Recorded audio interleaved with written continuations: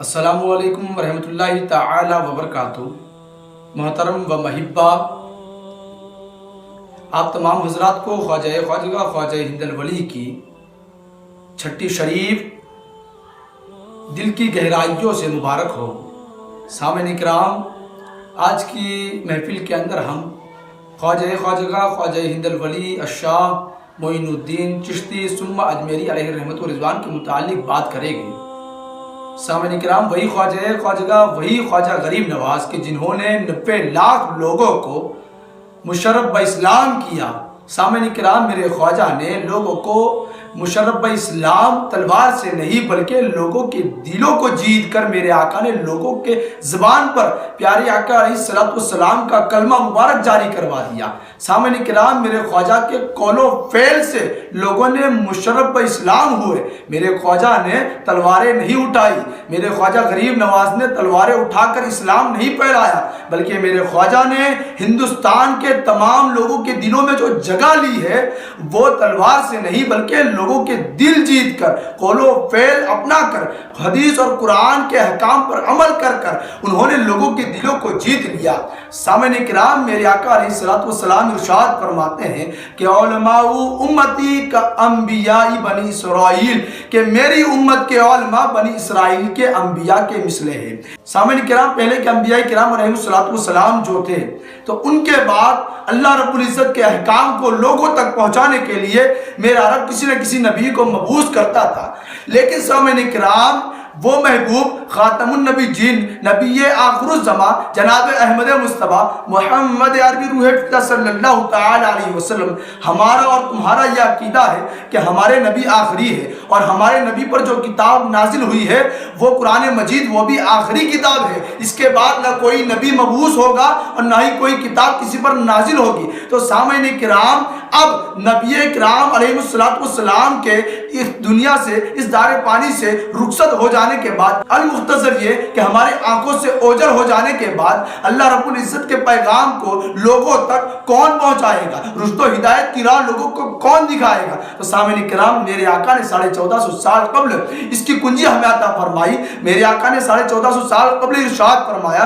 کہ علماء امتی، میرے امت کے علماء کا انبیاء بنی اسرائیل کے انبیاء کے مثل ہے۔ تو سامعین کرام، اس جماعت کے علماء، نبی کرام صلی اللہ علیہ وسلم کے امت کے جو علماء ہیں وہ لوگوں کو رشد و ہدایت دے کر، لوگوں کو پیارے آقا علیہ السلام کے سچے دین پر گامزن رہ کر لوگوں کو جنت کی طرف لے جائے گے۔ تو سامعین کرام، انہی میں سے ایک شخصیت کا نام، انہی میں سے ایک ذات کا نام خواجہ ہند الولی الشاہ معین الدین چشتی ثم اجمیری علیہ رحمت و رضوان کی ذات ہے۔ سامعین کرام، میرے خواجہ غریب نواز علیہ رحمت و رضوان کی کچھ باتیں ہم کرتے ہیں، ان کے کچھ سوانح کی باتیں آپ کے سامنے پیش کروں گا۔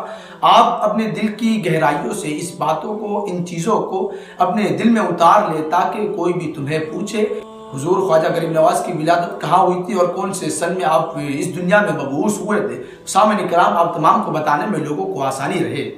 میرے خواجہ ہند الولی ہجری سن 530 میں بمقام سنجر علاقہ سیستان میں آپ پیدا ہوئے اور آپ کی وصال مبارکہ 6 رجب المرجب ہجری سن 627 میں بمقام اجمیر شریف ہندوستان میں آپ اس دار فانی سے دار دائمی کی طرف رخصت ہوئے۔ آپ کا نام نامی اسم گرامی معین الدین حسن ہے۔ آپ کے القابات میں سے کچھ القابات یہ ہے کہ ہند الولی، عطائے رسول، غریب نواز، آفتاب چشتیہ، وارث الانبیاء، سلطان الہند۔ میرے خواجہ کی والدہ ماجدہ فرماتی ہیں کہ جب میرے معین، جب میرے پیارے بیٹے میرے شکم مادر میں تھے تو میں عجیب و غریب اور اچھے خواب دیکھتی تھی اور میرے گھر میں خوب رحمت اور برکت تھی، خوب خیر و برکت تھی، اور جو میرے دشمن تھے وہ میرے دوست ہو گئے تھے، اور آپ کی ولادت مبارک کا یہ شرف تھا،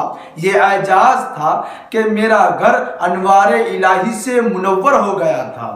سامعین کرام، اور ایک بات یہ کہ حضور خواجہ غریب نواز کی والدہ ماجدہ کرام سیدہ ماہ نور اور والد ماجد کا نام خواجہ سید غیاث الدین ہے۔ سامعین کرام، حضور خواجہ غیاث الدین رضی اللہ تعالی عنہ یہ بہت ہی بڑے نیک اور بڑے मुत्तकी और परहेजगार इंसान थे।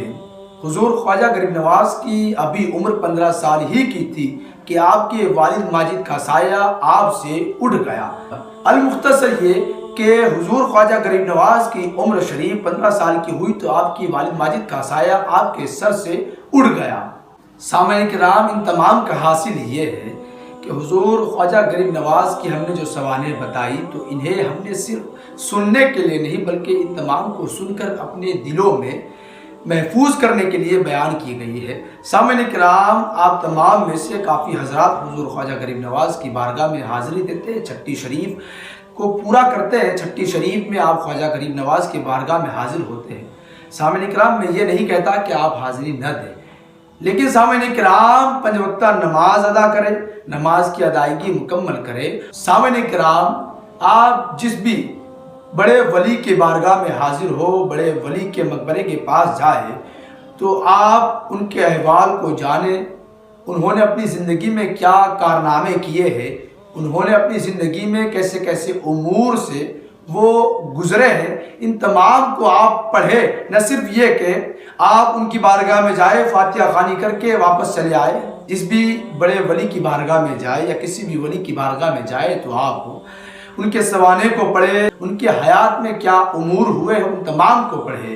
रब करीम से दुआ है कि रब ताला इस वक्त हिंदुस्तान के जो भी हालात है, बिगड़े हुए हालात है, रब ताला अपने महबूब के सदके में हिंदुस्तान के हालात को दुरुस्त करते और हुजूर ख्वाजा गरीब नवाज के सदके में, हुजूर ख्वाजा गरीब नवाज की छठी शरीफ के सदके में हिंदुस्तान के हालात को मौला तबारक व तआला दुरुस्त कर दे। मौला तबारक व तआला जैसा कि पहले के मुसलमानों ने इस्लाम अमन व आफियत के साथ अपनी ज़िंदगी तेरी ही इबादत में मसरूफ़ रहकर अपनी ज़िंदगी बशर करते थे, मौला हमें भी उन मोमिनीन की तरह बना, मौला हमें भी उन सालिहीन की तरह बनने की तौफीक अता फरमा।